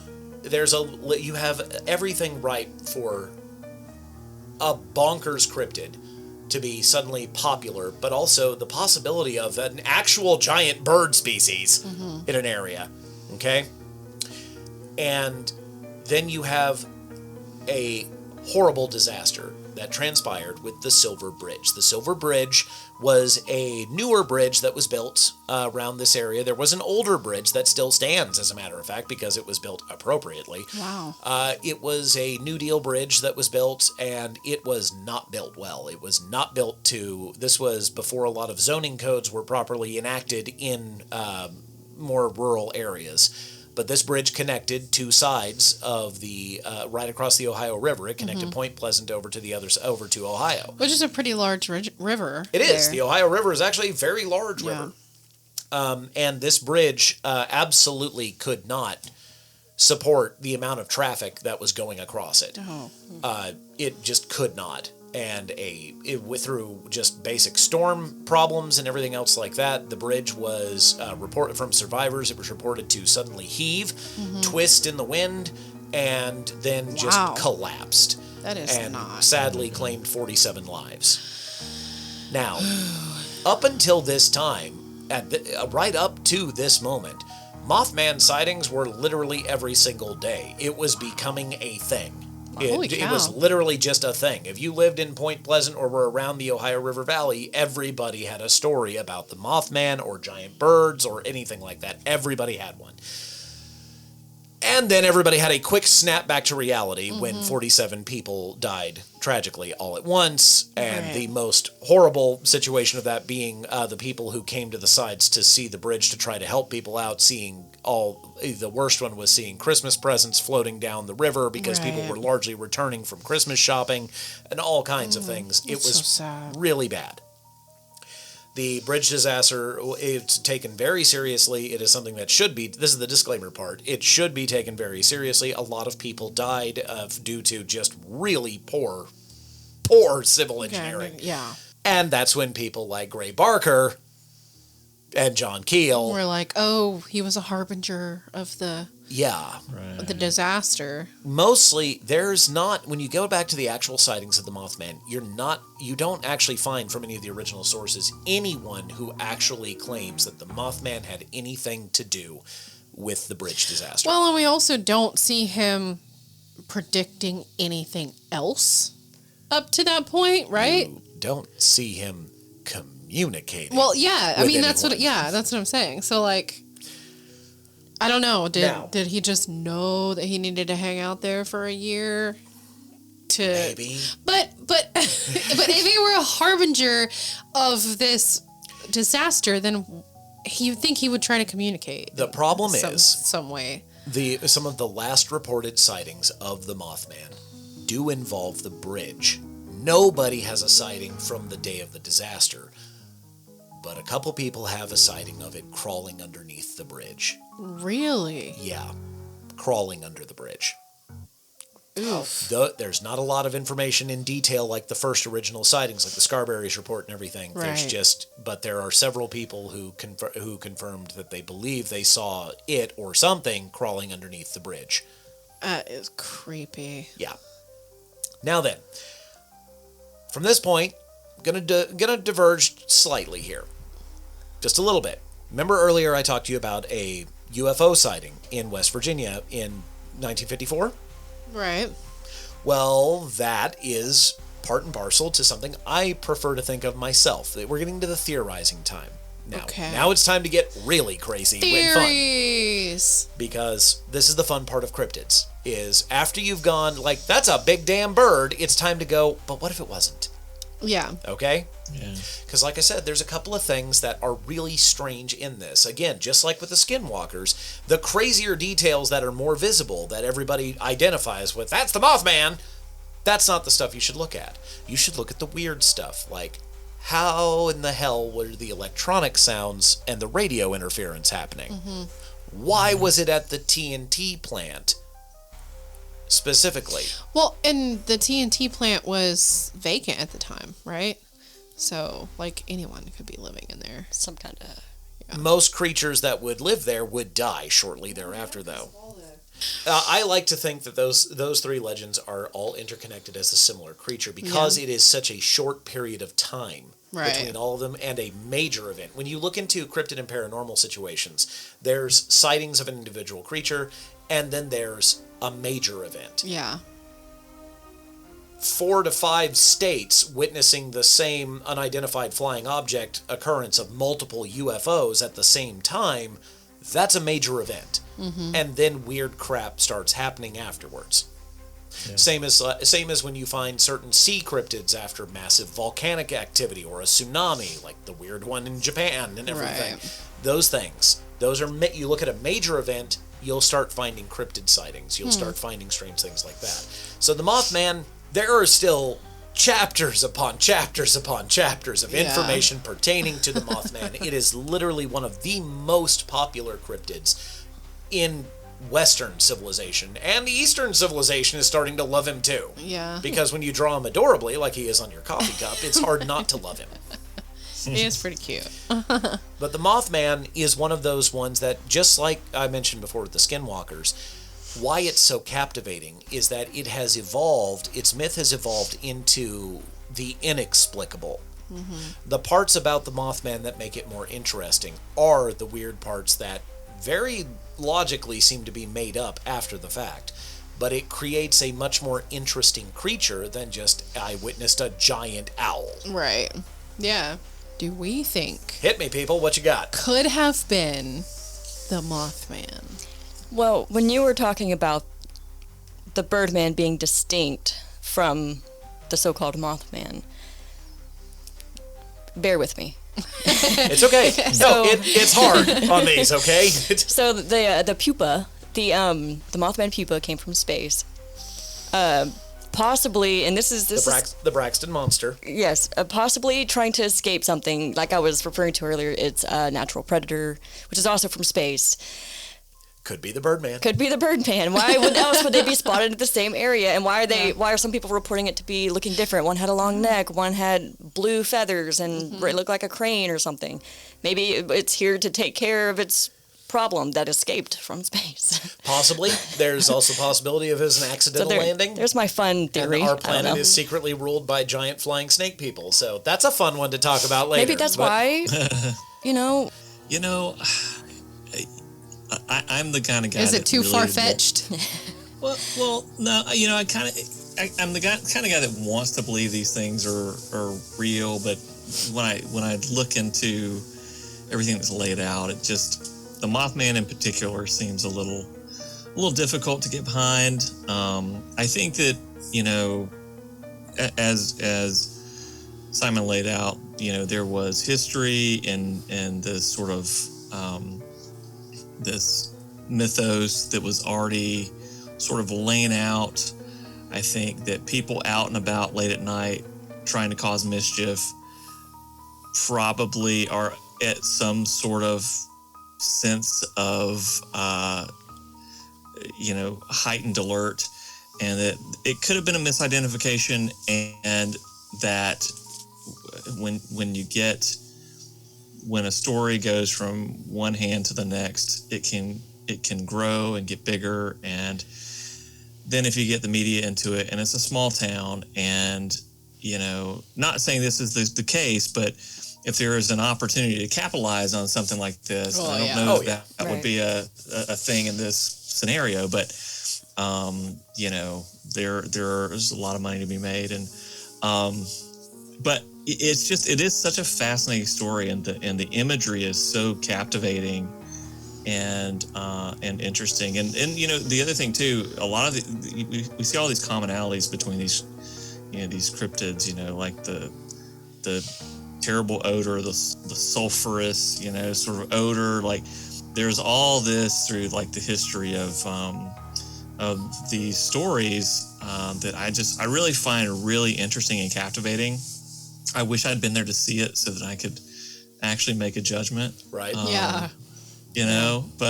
it's just such an interesting story, and also the fact that there's that rich history in West Virginia, I think is really kind of cool, and I'd love to go up there and actually visit. Yeah. It's one of the reasons why that's the approach that I try to take for these things too, is that you have to absolutely cut out all the stuff that's like, no, this is humans being dumb. Yeah. This is people being weird. That's why I mentioned witch hunting and everything. Yeah. Sure. I think Everybody jumped on a bandwagon at a specific moment. Yeah, and that's kind of where I'm at, because I feel like that first incident, something absolutely happened. Exactly. What? I don't know. There are several more that I could not talk about because, like I said, there's so many to talk about. But there are several more that seem, some of which, so many of these sightings wind up being like, wait a minute, that's someone with sleep paralysis. Yeah. Yeah, and, which is another thing to link to sightings of doombringers and portents of other things because of the typical shadow men sighting during sleep paralysis. Yeah. Yet again, black shadowy figure, red glowing eyes, empty features. Do we think that Mothman was the harbinger of the bridge disaster? No, not at all. If he is a harbinger at all, why just that area, and why not for things like 9/11 or the Titanic? No! Don't ask that question. You will find an answer that you don't want. Yes, that is that. You are right on the edge of that rabbit hole. About to walk in. Don't do that. That's how people fall in. That's how they fall in. Mothman sightings, quote unquote, for 9/11. At 9/11. Really? What? Yes. Wow. Okay. I need to start keeping my eyes peeled then. Notice I said quote unquote. Things. Yeah. Okay. Right. Listen, because also it doesn't help when that movie came out. Well, yeah. Came out in 2002. Oh, right. Yeah. There you go. Right. There we go. That's one of the main reasons why the Mothman popularity exploded again. There was there was a recent horrible disaster. Yes, and people need to cling on to if we can prevent something like that happening in some way. Humans need an explanation. Yes, it makes things easier for our brains to comprehend when things happen for seemingly no reason. Exactly. It seems it's much easier to comprehend. It's much easier to comprehend an outlandish conspiracy and a bonkers monster than it is to take the time to just stop and think, no, it was that easy. If we don't really know if this Mothman is the harbinger, but we also know that other than those in memoriam, 2 dogs. Other than that, we don't have any claims of it ever harming a human. We have some claims of people saying being chased, but not actually being harmed. Some people stating that the claims of people who claim to have been physically in contact with it are the ones that seem like they're the ones that don't seem legit. So my big question for Jason is Mothman on the naughty list or the nice list? The Mothman is most definitely on the naughty list. Oh no! As well as anyone who has capitalized on his back. Oh no! I'm kidding. No, it's such an interesting. I just think these stories are so cool and interesting because, like I'm a storyteller, as you know, and I love the interaction between the myth and the mind, and how those things grow, and translate across. Like the populace, it's just such an interesting thing. It's kind of like telephone. When you play telephone as a kid, sometimes there is a kernel of truth. I also have no doubt probably something very distressing happened that night to those 4 people. Yeah. And then it kind of grows out of that. And then, you know, as you give it over to, you know, the media or people that are trying to create some sort of engaging story that will sell newspapers or whatever, you know, unfortunately sometimes facts are laid to waste and it can become bigger than you think. But the Mothman is on. I'm going to talk to Santa tonight, and I'm certain he'll say definitely on the naughty list, although the people of Point Pleasant are on the nice list, so go see them. And they actually are listed as being one of the friendlier towns in West Virginia. I can imagine. Nice little quaint. Yeah. That's awesome. But yeah, that's great. This is...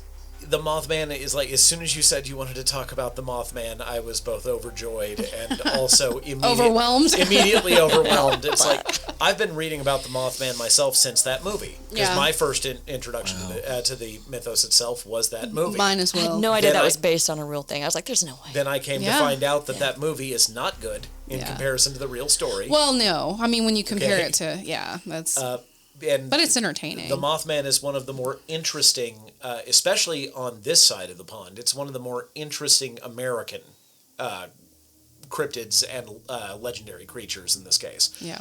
Well, thank you for telling us about the Mothman. Yeah. Thank you for letting me rant and so rave like a lunatic again. So, and thank you, Jason, for being with us. It's nice to meet you. It was nice to meet you, yeah. Yeah, thank y'all so much for having me. This was a lot of fun. Thank you so much.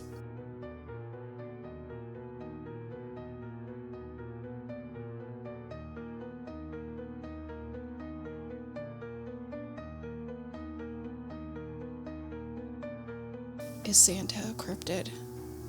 Santa's not. Krampus is. Krampus! Now, you see, I would actually... Now, hold on there. I actually have a slightly differing opinion on that one. Because I personally... But vice versa? I fall in the camp that they're the same creature. Oh, interesting. Okay, that is interesting. Santa and Krampus resemble very similarly the old Slavic myth of the white and black prince. At certain times during the year, they're a benevolent deity. At other times in the year, they're a dark deity. Of both, it's a duality myth, basically, a creation-destruction myth. But I find the idea of Santa and Krampus in this case being similarly linked. They cannot exist without each other. Yeah. While there must be celebration and reward for those who lead a positive life, there must be equal punishment and strange grumpiness applied to people who are not. Is there... See, that's too smart for my show. My show is just a laugh. I was about to ask you if there was any way you were ever going to incorporate Krampus in your show. Well, so he shows up in the first episode of the new season that just dropped last week. Nice. There is a Krampus storyline this season, but I'm taking it in a bananas direction. Also, I've got a spin-off that I want to incorporate. That's amazing.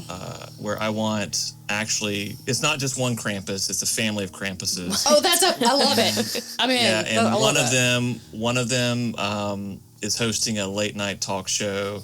A la, I don't know how your mind works, but that's fantastic. I know. It's a laugh. But anyhow, it's a blast. So we're here for it. I hope y'all enjoyed it. It's so much fun, and I appreciate. And and if you will all do voices for the show, I'll have stuff. Sure. I've got a lot of. My mic. Sorry. I've got a lot of different kind of things going on, and I've got some spin-offs. I've got an Elf Mafia series that I'm working on. I've got the Tooth Fairy investigation, which is going to be more like a Narcos sort of themed thing. The main show is more like Dateline, true crime. Oh my gosh. That's amazing. So that's absolutely. Leave my kids' teeth alone, damn it. It's a blast, and everybody's been so sweet and awesome about it. Everybody that's on the show gets on the permanent nice list. So, good. So book your spots. Yeah, and Simon's actually one of our voiceovers. He can do like pretty much any kind of voice. Like, I mean, you name it. You just name it, and he can do it. I can do like 2 or 3 different kinds, but I do have mental issues that allow me to alter my voice. Yes.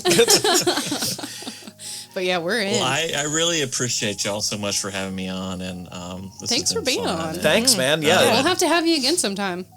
please, that'd be a delight. You should absolutely sit in under one of the non-insane ones too, under Raven's actual podcast. One of the actual true crime ones. One of yeah. the legit ones. That's instead a whole different instead mood. of Simon's aluminum hat ramblings.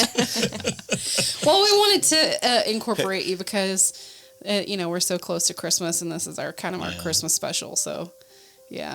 I'm gonna go listen to your It was podcast great. now because this sounds too funny. Sounds I Thank keep you. telling you it's amazing. I've got to listen. I got to listen I to will this. say, like I was finding my way early on. I'm happy with the series. Early on, I was kind of finding myself, and I feel like it has gotten increasingly better. And we just had our best week last week on downloads, and now I just checked a little while ago, and I'm at 80% of that after 3 days. So. It feels like we've got some good momentum now, but yeah, no, it's a laugh, and I incorporate a lot of true crime podcasters, and I love that. and yeah, and it's all about just shining a light on other creators as well, and also nonprofits that benefit the space, and there is season 1 is very kind of like. My main character is very naive and very hopeful. Season 2 takes a little darker turn. And then season 3, we're going to return a little bit back for hope. So there is going to be at least three seasons. I'm on season 2 now. Episode 2 just dropped on Saturday. And I'm planning for 12 to happen, and my phone's ringing. I don't know where it is. So, but thank y'all for having me. Yeah, thanks you so for being much. here, man. Yeah, we man. appreciate you. Thank you for listening to this chapter of conversations with some of our world's dark storytellers. This story may be over for now. The next chapter is always waiting to be written. Until then, Dreadfully yours, Raven Rollins.